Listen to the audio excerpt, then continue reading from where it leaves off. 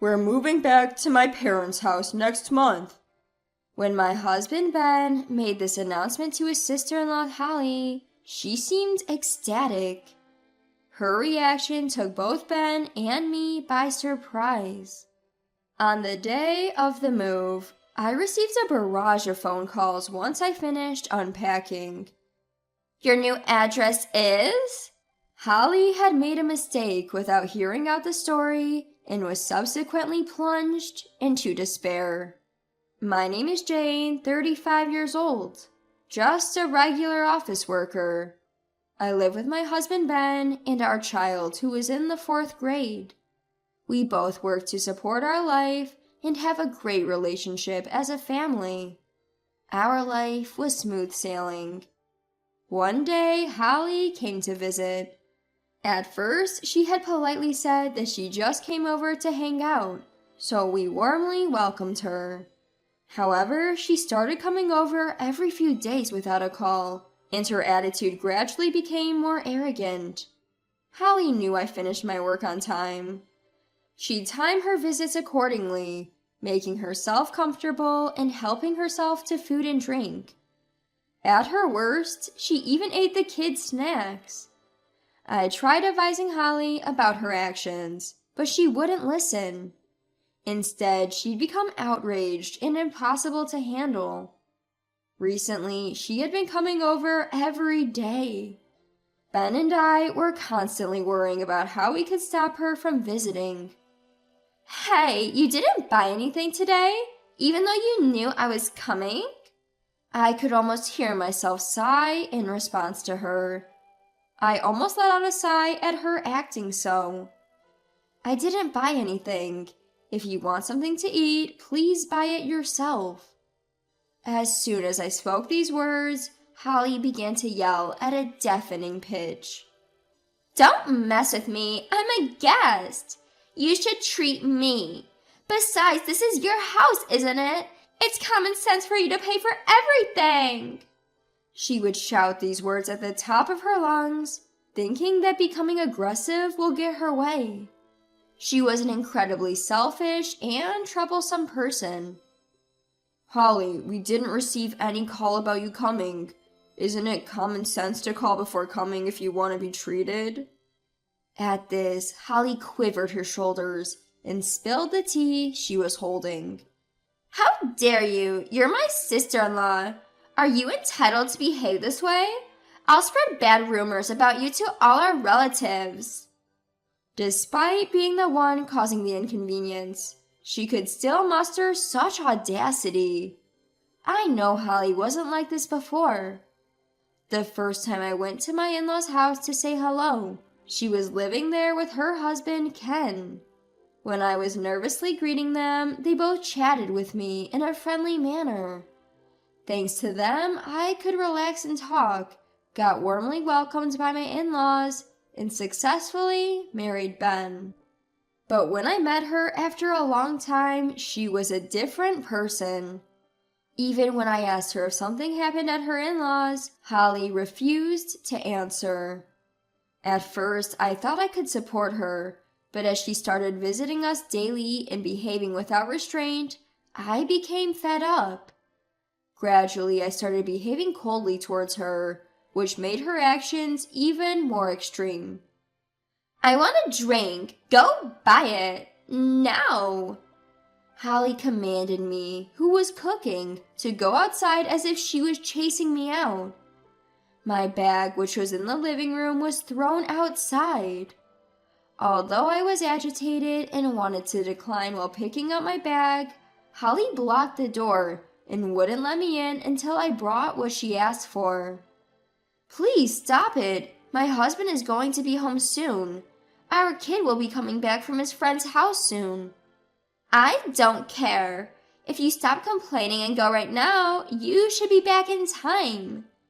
Holly said that, standing in the doorway like a gatekeeper, determined not to let me into the house.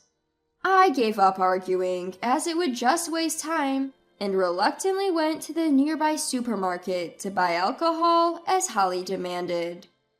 When I returned home, as expected, my kids were back, and my sister-in-law Holly was arrogantly making my child clean up the tea she had just spilled. I hastily rushed to my child and glared at Holly. "Please never do this again. It's your spilled tea, right?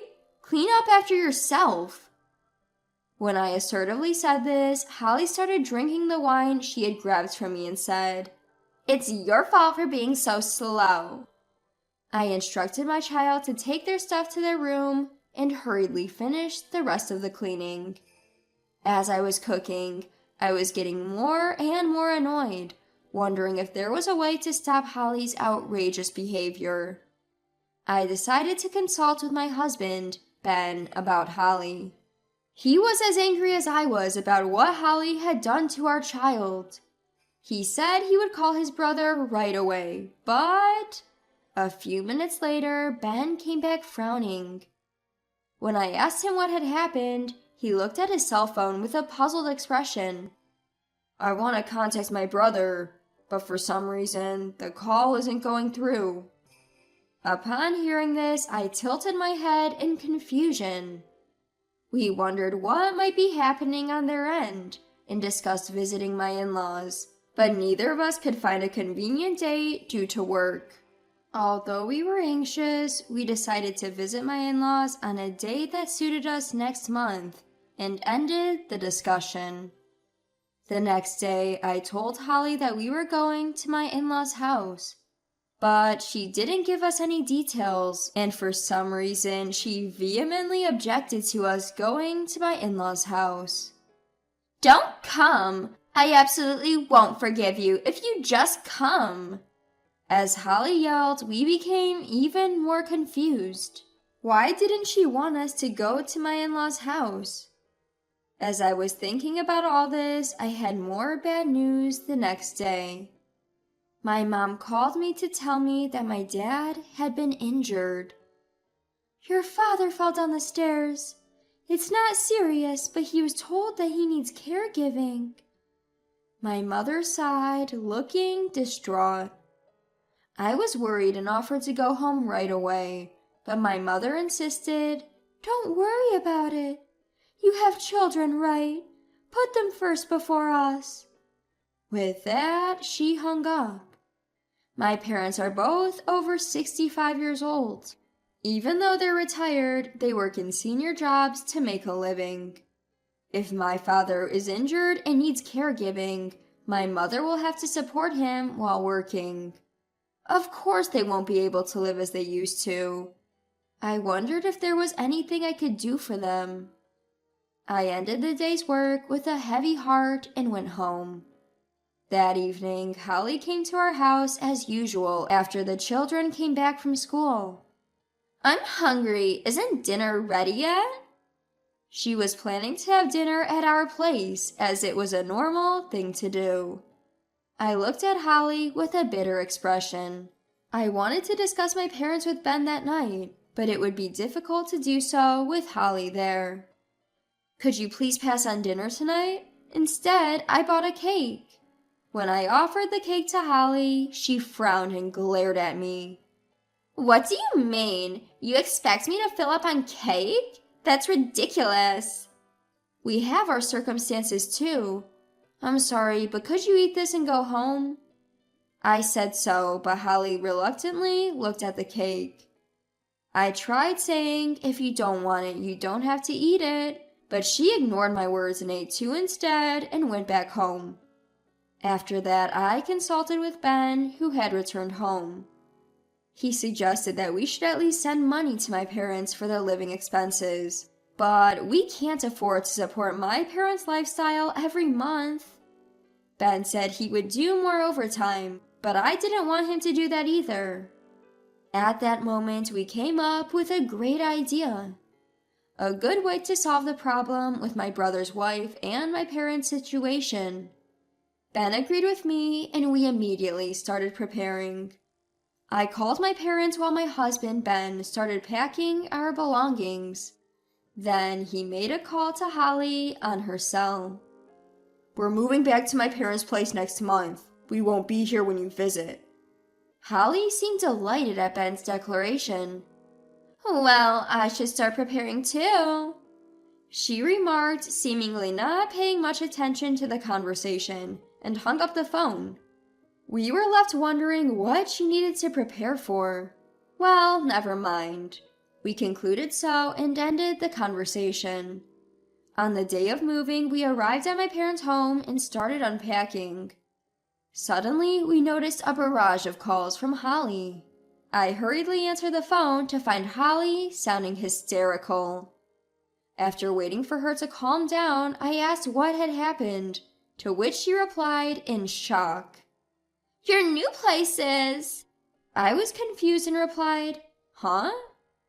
"It's my parents' home. I said we were moving to our parents' house, right?" Holly's gasp could be heard over the phone. "Parents' home? Ben mentioned it, so I assumed you were moving here." Surprised, I immediately asked Ben, who was nearby playing with our child.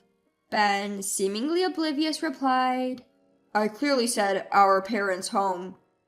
"Did you explain it was my parents' home?" "I was cut off before I could explain.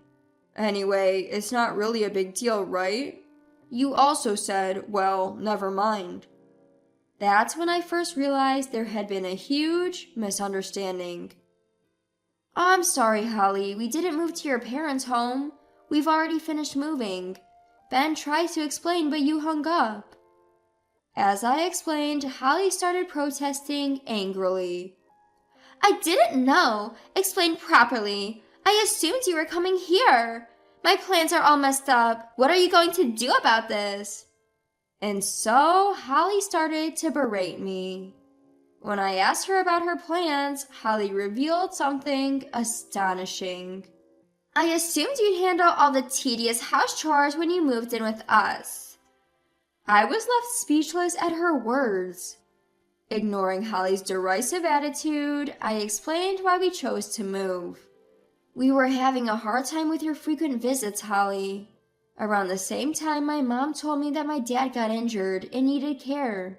When I discussed this with Ben, he suggested we move to my parents' home, as it would keep you away and we could help my mom."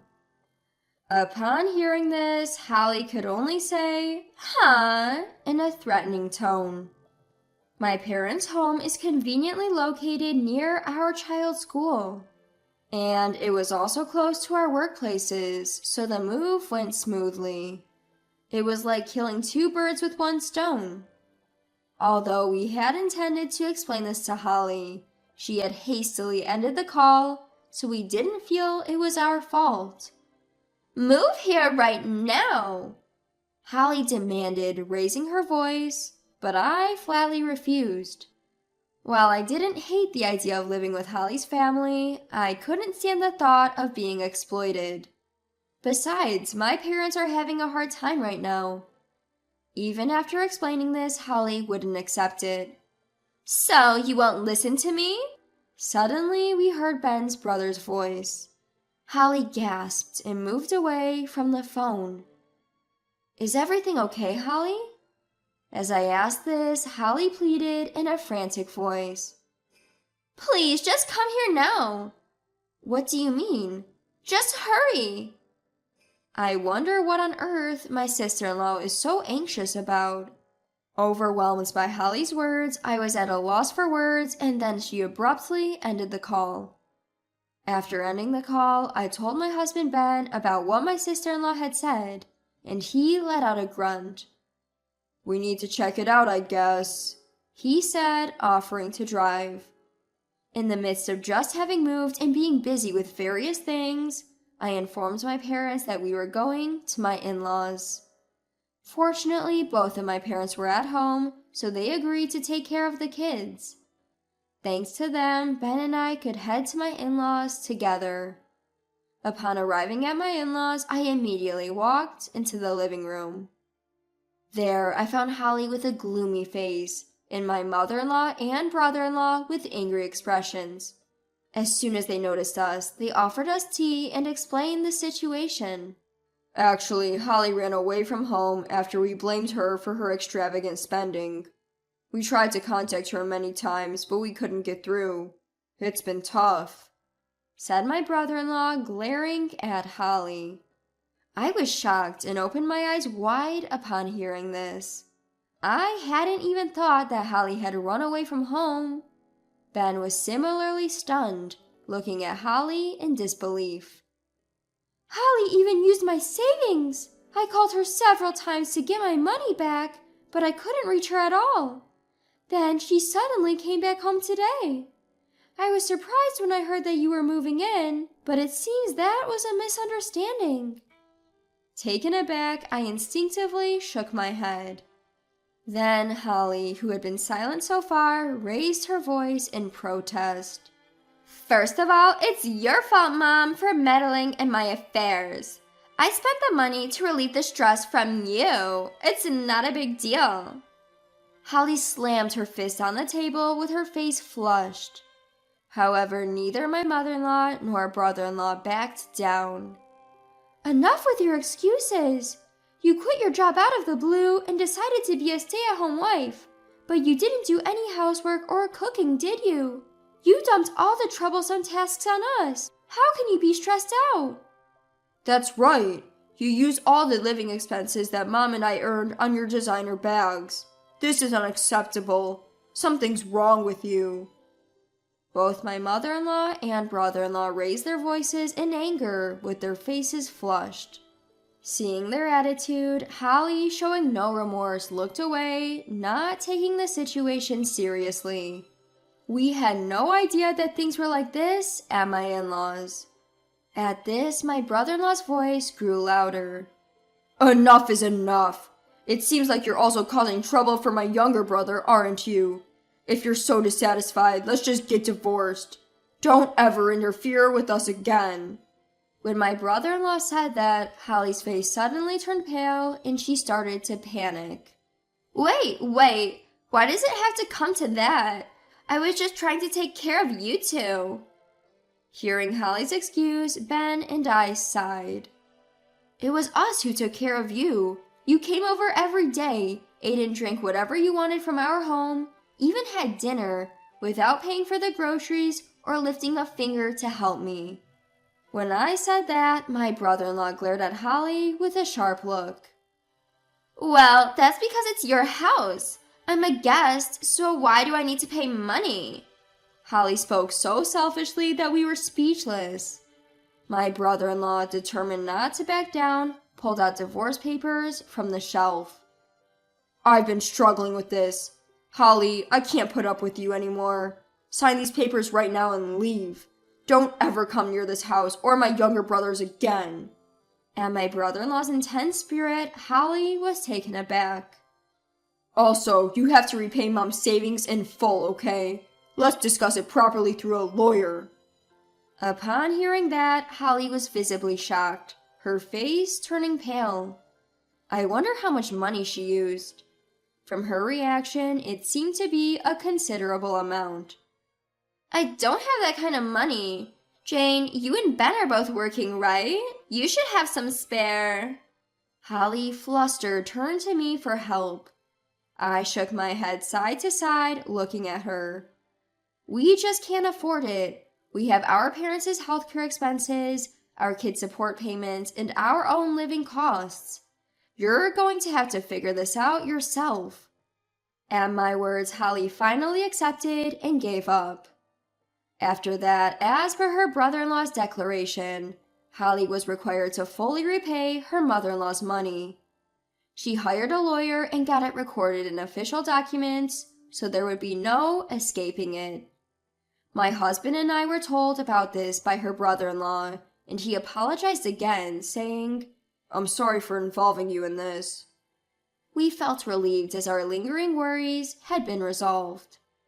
By the way, it seems like all the food and drink Holly had in our house was also added to the mother-in-law's claim. Since there's no detailed documentation or evidence, full repayment might not be possible, but he said some of it might be returned. My husband and I thanked my brother-in-law. Apparently, she had borrowed money to cover her expenses when she had run away, and now she's living on the edge due to that debt as well. Meanwhile, I'm spending my time helping my mom at my parents' home. I don't have to worry about Holly anymore, and most of my stress is gone.